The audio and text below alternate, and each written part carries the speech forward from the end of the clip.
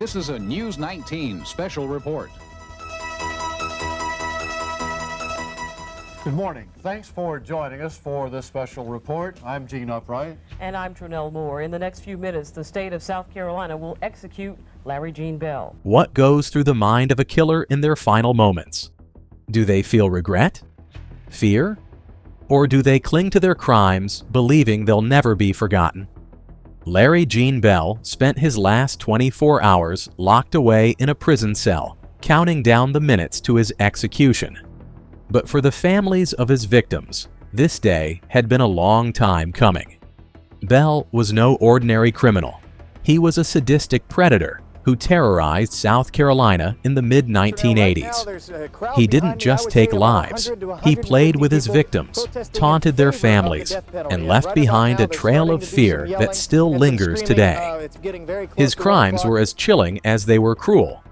He kidnapped young women, forced them to write goodbye letters to their loved ones, and made disturbing phone calls to their families, mocking them, haunting them. Even behind bars, his cold demeanor never wavered. Now, after years of legal battles, all appeals had been exhausted. There were no more phone calls to be made, no more letters to be written, and on October 4th, 1996, the state of South Carolina would make sure Larry Gene Bell never spoke again. This is the story of the final 24 hours of Larry Gene Bell. Larry Gene Bell spent his final 24 hours in a small, dimly lit cell inside South Carolina's Broad River Correctional Institution. The countdown to his execution had begun. In just a few hours, the same feat that had carried him through life, through his childhood, his crimes, and his years on death row would never take another step again. Bell wasn't just a murderer, he was a tormentor.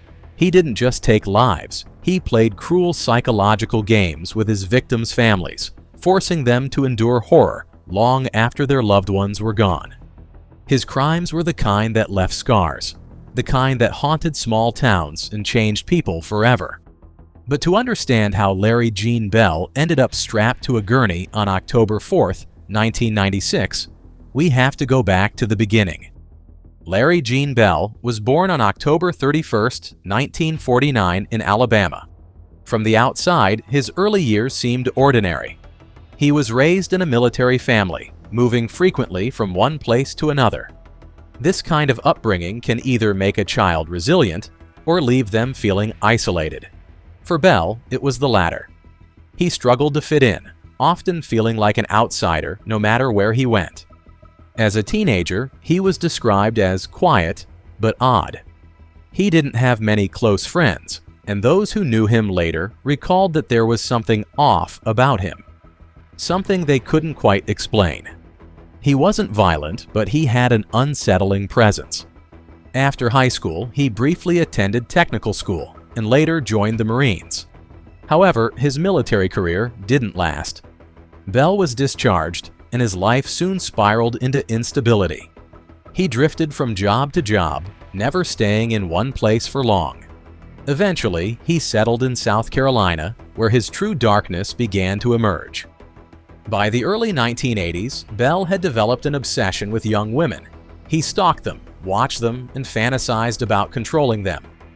But in 1984, those fantasies turned into reality. On November 18, 1984, 26-year-old Sandy Elaine Cornett arrived home in Charlotte, North Carolina at 6:30 in the evening. It was supposed to be an ordinary night, but by the next morning, she was gone. When she failed to show up for work, her neighbor reported her missing and a frantic search began.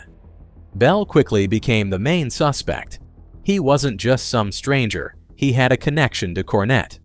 He had worked alongside her former boyfriend at Charlotte Douglas International Airport, and he had even attended a party at her home. When questioned, he denied any involvement in her disappearance, but he made eerie statements, including drawing a map that hinted at where her body might be buried. For 40 years, Cornett's fate remained a mystery. But in February 2025, Charlotte Mecklenburg Police formally named Bell as her killer, closing the case despite her remains never being found. She is still listed as a missing person, yet the truth is now clear. Larry Gene Bell had claimed another victim long before his reign of terror in South Carolina. Just a few months later, in May 1985, Bell struck again. 17-year-old Sherry Smith was abducted from her driveway just 2 days before her high school graduation. He also forced Smith to write a last will and testament. He kept her alive for 2 days, making taunting phone calls to her parents before finally ending her life. Less than 2 weeks later, he kidnapped 9-year-old Deborah Mae Helmick. This time, he snatched her right in front of her home, in broad daylight, as her younger brother watched in horror. Again, he called the victim's family, leading them to her body as if it were all just a game. But Bell wasn't careful enough. Authorities tracked his phone calls and found overwhelming evidence linking him to the crimes. When he was arrested, he showed no emotion, no fear, no remorse. On June 27, 1985, Bell was arrested after forensics discovered indentations of an incomplete phone number on the stationery of a letter sent to Smith's family. Filling in the missing digits led the Federal Bureau of Investigation to a couple who hired Bell for a job and had him house-sit while they were away. 6 hairs microscopically similar to Sherry Smith's hair were discovered in Bell's apartment. Throughout his 6-hour trial testimony, Bell made bizarre comments, rambled nonstop, and refused to answer questions. He later stated that he may have tried to fake mental illness in order to receive a lenient sentence. In 1987, Larry Gene Bell was convicted and sentenced to death. He spent nearly a decade on death row, exhausting every appeal available. He claimed to be a born-again Christian and often rambled about divine resurrection.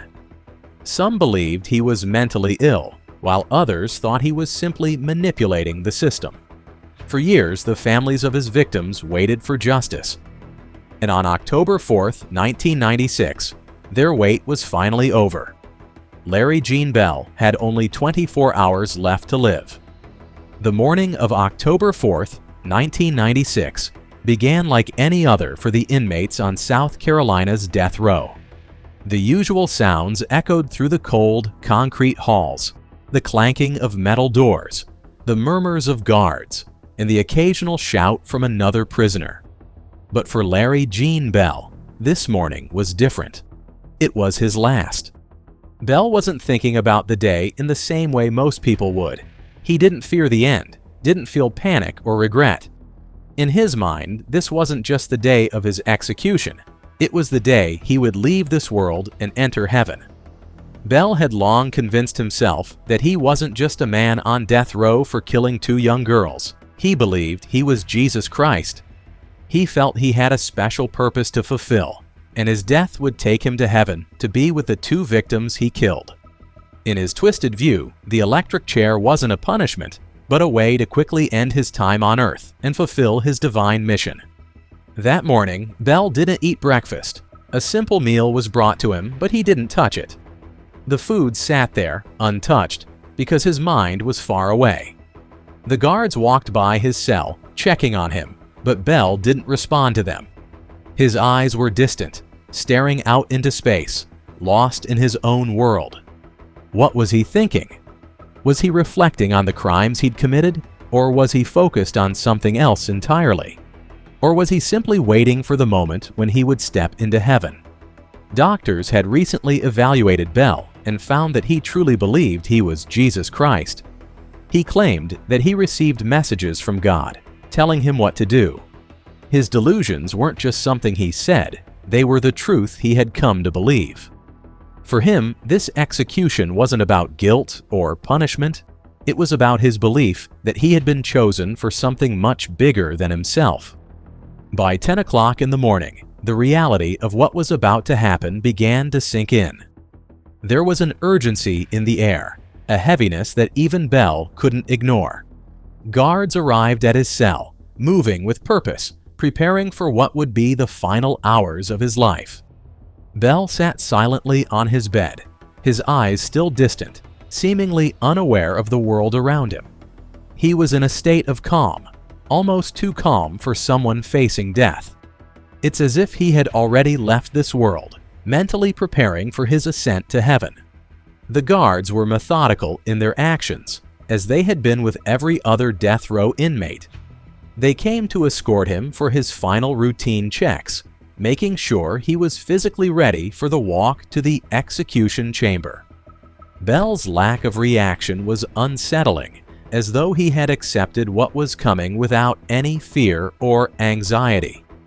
Meanwhile, outside Bell's cell, the prison's preparations for the execution were in full swing. The officials were busy with the logistics, making sure the execution chamber was set up, ensuring the media and witnesses would be in place, and confirming that the necessary protocols were followed. The world outside would soon witness the end of Bell's life, but inside his cell, he was already living in the aftermath. As the clock struck noon on October 4th, 1996, the last few hours of his life were drawing near, and time seemed to slow. Bell didn't speak much, and his actions were minimal. During this block of time, a couple of significant events occurred. Around midday, the prison chaplain visited Bell. The chaplain had been meeting with him intermittently, but today their conversation took on a more somber tone. The chaplain's role was to offer spiritual guidance in Bell's final moments, something that Bell may have been receptive to in a way. However, Bell's thoughts were far from the traditional comforts of religion. His conversation with the chaplain seemed to be more about confirmation, reaffirming his own delusions than seeking any type of reconciliation. Bell's responses were calm but cryptic. He seemed more interested in validating his belief that his death would be his path to heaven than acknowledging the pain and suffering caused by his actions. The chaplain likely offered words of peace and forgiveness, but Bell wasn't there to listen in any meaningful way. Around 5 o'clock in the evening, Bell was asked if he wanted to choose a final meal. This is typically a moment of choice where the condemned are allowed to request food they enjoy, or simply want one last comfort before their life ends. However, Bell declined to make a special request. He didn't show any interest in food or in participating in the tradition of a final meal. From 6 o'clock in the evening, the prison staff was focused on final preparations for the execution. This was when they ensured that every detail was in place. The execution chamber was ready, and the final checks for the equipment were conducted. There was a certain mechanical rhythm to the process, one that Bell likely had no interest in observing or participating in. Bell's cell was locked, and the quiet of the prison descended over the night.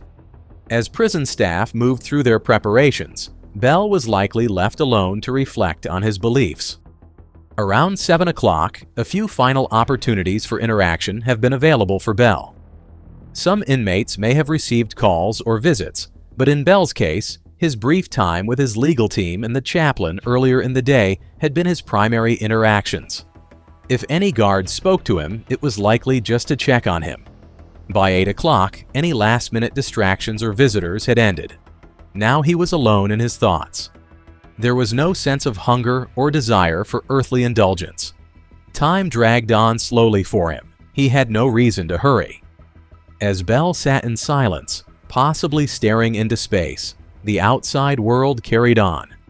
His thoughts were far removed from the pain and suffering his crimes had caused. His belief that he would soon be in heaven was consuming him, possibly making him feel at peace with the impending death. He had once referred to it in spiritual terms, the true blue oak. This phrase, strange and surreal as it seemed, encapsulated Bell's mindset in those final moments. The media, the family members of the victims, and other witnesses were slowly preparing themselves for what was to come. Some were likely already filled with emotions of relief, sadness, or anger. For the family of the victims, the reality of Bell's execution was different. Sherry Smith's uncle, Rick Cartret, and Deborah Helmick's father, Donnie Helmick, would soon witness Bell's execution.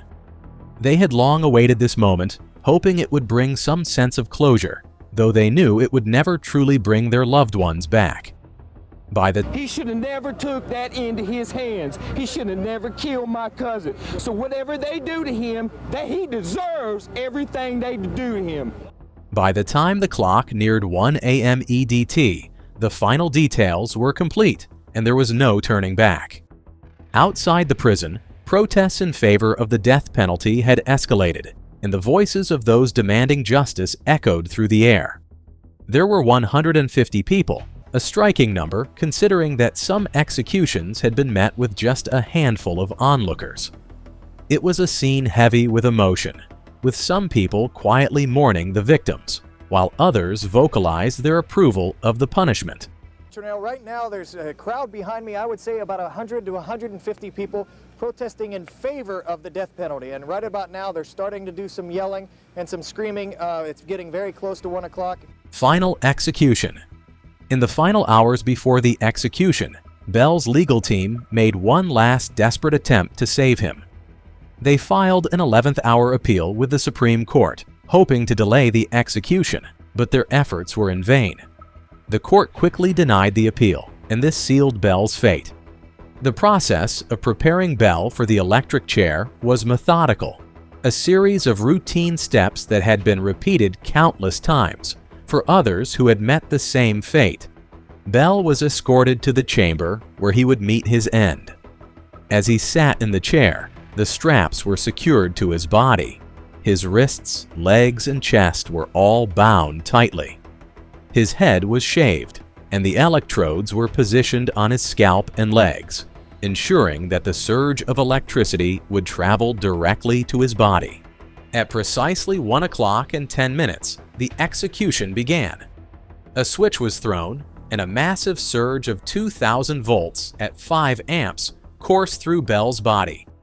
The electricity, intense and unyielding, surged through his nervous system, rendering him unconscious almost immediately. The power cycle of the electric chair was designed for speed, a quick death. The lethal force was followed by 2 lesser jolts to ensure the task was complete. Witnesses reported that Bell did not show any signs of distress. His body jerked slightly in response, but tears flowed down his face, betraying a moment of raw humanity. The executioner's task was now done, and Bell's body was left still. After the jolts were administered, there was a brief moment of silence, punctuated by the official time of death. 1 o'clock and 12 minutes. Though Bell's execution ended a chapter for the victims' families, it did not erase the past. The suffering of their loved ones would never be completely healed by the act of justice that was carried out. For many, the memory of the 2 young girls, their lives cut short, remained at the forefront of their minds, serving as a reminder of the need for compassion, the importance of justice, and the unhealing nature of loss. After Larry Gene Bell's execution in 1992, the electric chair fell into disuse in South Carolina. His execution marked the last time the chair was used for over a decade. The state moved away from the electric chair, shifting to lethal injection as the primary method of execution, which became the more common and considered less brutal alternative. It wasn't until 2004 that the electric chair would again see use in South Carolina. The state's first electric chair execution since Bell's occurred, when James Neal Tucker was put to death for the double murders of Rosa Oakley and Shannon Lynn Mellon. In the end, we're left to consider the broader moral and legal questions that arise from such events. Was Bell's execution truly the right answer, or does it only deepen the cycle of pain for everyone involved? In a world where some believe in redemption and others see only retribution, how do we balance justice with compassion? As we move forward, we must ask ourselves, does justice come with closure, or is there something more that we need to address as a society? What do you think? Let us know in the comments.